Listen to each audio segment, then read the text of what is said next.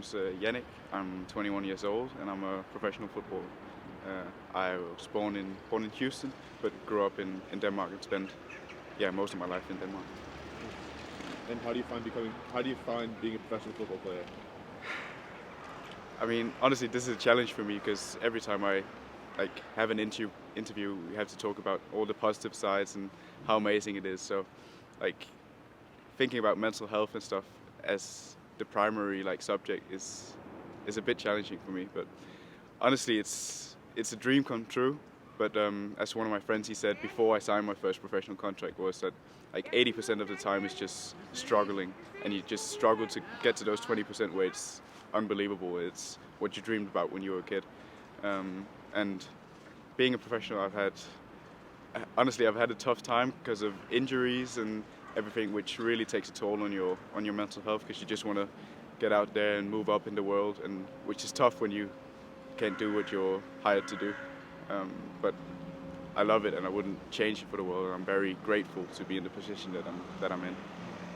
And how do you find the journey of now you're playing at I would say the highest level of football, and the journey from being a young player working your way up the ranks? How have you found that being able to balance life and also have the human aspects, because there's a lot of sacrifices involved with it? Yeah, we talked about it earlier, a lot of sacrifice, and it changing from being a hobby and something you do just for fun to it becoming a job all of a sudden, which is very different because you have to think about it 24 hours a day, how much you sleep, what you eat, and just how you go about your day.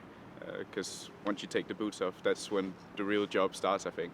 That's what loads of coaches have told me during my time as a professional. Yeah. So it becoming a job has been,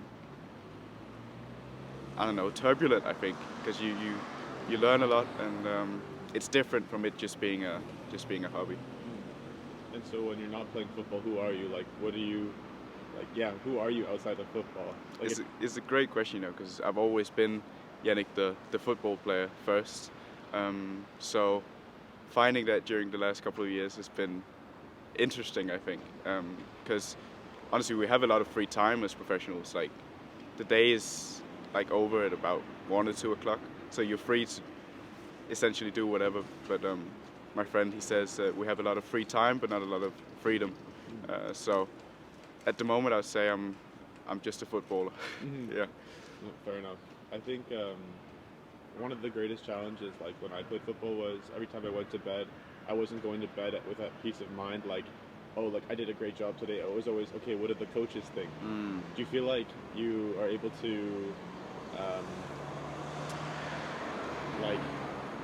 how would I word it? Are you able to separate the criticism from coaches and separate who you are from a football player from who you are as a person? So when you go to bed, do you feel like you're able to find peace within your own thoughts, or that other people's thoughts guide your kind of mental health, if that makes sense? I really resonate with what you're saying, because I've experienced something similar to that. But learning to be in it and being a professional, you just have to be incredibly resilient, I think, and just leaving it once you go to bed and have your free time and spend time with your friends. And I think I've learned a lot of coping mechanisms, where it's trying to get into something else. I told you about the book club, where we spend a lot of time reading and talking about the books, instead of as I've done a lot when you live alone, just think about, how does my hamstring feel today? Can I train tomorrow? And how did I actually do today? And so yeah, it's a lot of coping mechanisms and stuff, but I think I'm becoming better and better at it. Do you want to share any coping mechanisms for anyone?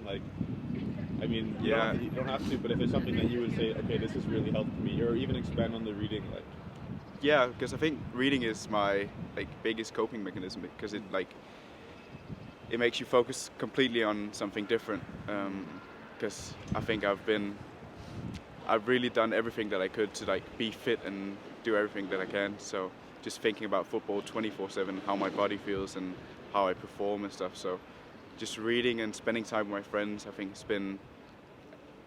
it's been really important for me to being able to continue chasing my dream, as I'll continue to do for, I don't know, I'll do it as long Yeah, as I can. I think yeah, maintain that longevity. definitely. Um, and I mean, how like, I mean, of course, this is something you don't have to answer, but do you feel like you experience anxiety, or have you been diagnosed with anxiety, or is it more something that just kind of comes with time? And football's a very turbulent career. Mm. So do you feel that you've dealt with anxiety, or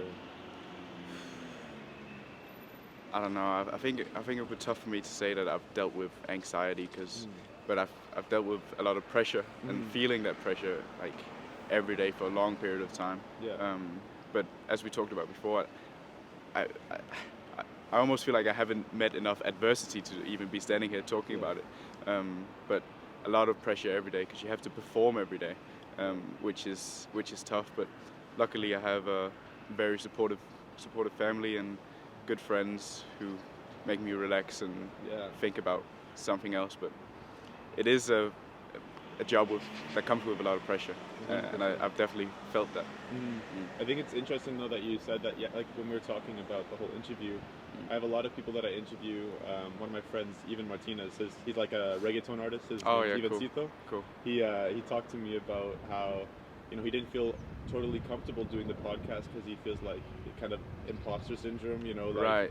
Like he's talking about something, but he's not fully sure that he like understands it. He's not diagnosed, but I think it's really beautiful that anyone can like talk about their adversity because everyone's adversity is different. Right. Like you experience adversity completely different from the next person, right? So I think it's important that you want to talk about it, even though you may not be diagnosed with anxiety or depression. No. So Yeah. very But powerful. the whole imposter syndrome, that's what I was thinking about yesterday when I said yes to the interview, because honestly, I am living my dream and what I've dreamt about since I was 3 years old and starting kicking a ball like for the first time. Yeah. So honestly, I love what I do, but it comes with a lot of struggle that you don't see when we're out on the field. 100%. And I think that's why it's important that also athletes talk about their mental health because, again, it's longevity and your health, like a healthy mind is a healthy body. So it's Definitely. about balance. So like, how do you feel about mental health in the industry? Do you think it's like recognized enough, like in football trainings or in club environments? Do you think that players are getting like sustainable help or that they're able to express themselves entirely? Or? Honestly, it's not something you really talk about with your teammates when you're like on the job, because you have like something to do and it's very demanding, like physically and mentally. Like you have to be incredibly focused. So talking about how you feel is secondary. Yeah. But the players union, the Danish players union, they have an amazing offer where you can get like psychological help, professional psychological help, which is absolutely amazing, and they try to put a lot of focus on it. So I think a lot of good steps are being taken at the moment, and people are aware that mental health is just as important as physical health. Do you think that eventually we'll get to a place where players can talk about their mental health to each other, or do you think that's kind of like, like you said, it's kind of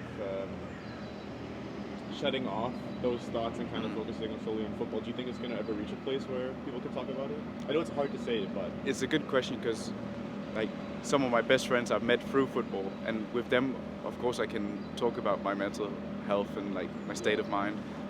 But like with your colleagues, as they are when you're a professional, I don't think you'll ever get to a point where you have like a session where you just talk about your emotions or whatever. But I think it's becoming better and better. Yeah, definitely. Nice. All right, so I'll ask you one more question then.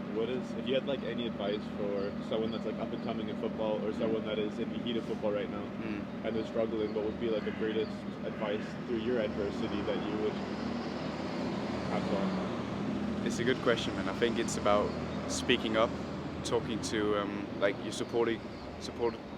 How do you say it? Supportive network. Your support network, yeah. Yeah. Talk to your support network and like try to remember the human aspect of it, because you can't just become a product in like a big industry.